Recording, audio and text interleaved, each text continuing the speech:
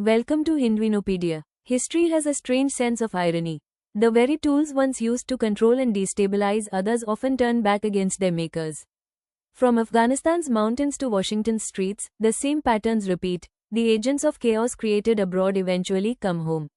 This is the story of blowback, how decades of foreign intervention are now striking back at their origin. It all began in 1979, when the Soviet Union invaded Afghanistan. Through Operation Cyclone, the United States funneled roughly $20 billion into training and arming Afghan Mujahideen fighters. The goal was simple: bleed the Soviets dry. It worked, the Red Army withdrew, the Soviet Union fell. But the cost came later. Those same fighters evolved into the Taliban. Their training camps birthed Al-Qaeda. And their leader, Osama bin Laden, once backed by the CIA, would orchestrate the September 11th attacks, the deadliest assault on American soil. America's Cold War victory had transformed into a global nightmare. The tools of empire had begun their return journey. Across the border, Pakistan perfected its own version of the destabilization game. Throughout the 1990s and 2000s, its intelligence service, the ISI, built a terror infrastructure aimed at India. Groups like Lashkar-e-Taiba and Jaish-e-Mohammed became instruments of state policy. But the scorpion stung its master. From this same ecosystem rose the Tehrik-i-Taliban Pakistan, the TTP, now waging war against Pakistan itself. In 2023 alone, Pakistan recorded nearly 500 terror attacks.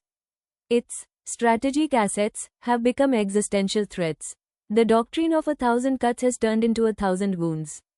As the age of proxy wars faded, a new tactic emerged: the color revolution playbook. From Georgia's Rose Revolution to Ukraine's Euromaidan, Western agencies refined a formula: identify grievances, fund civil society groups, train activists, amplify discontent, and trigger mass protests leading to regime change. Organizations like USAID, the National Endowment for Democracy, and the International Republican Institute became the quiet architects of these revolutions. The method worked abroad, but the experiment didn't stop there.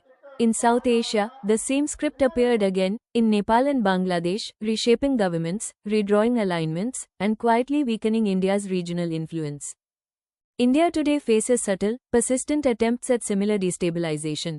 From orchestrated communal flashpoints to media-driven protest movements, the same fingerprints are visible: foreign-funded NGOs, narrative networks, and social media campaigns engineered to erode confidence in institutions.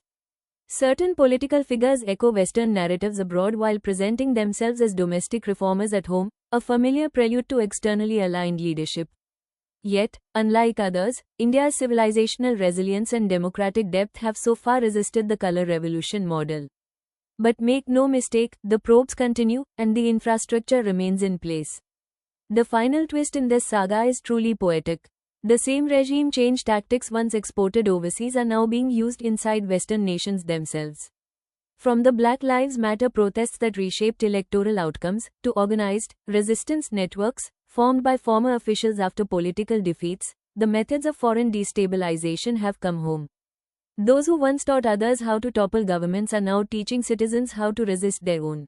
The lesson is ancient but perpetually ignored: those who live by destabilization, die by destabilization. The scorpion will sting, the boomerang will return, and the tools of empire will always turn on their wielder.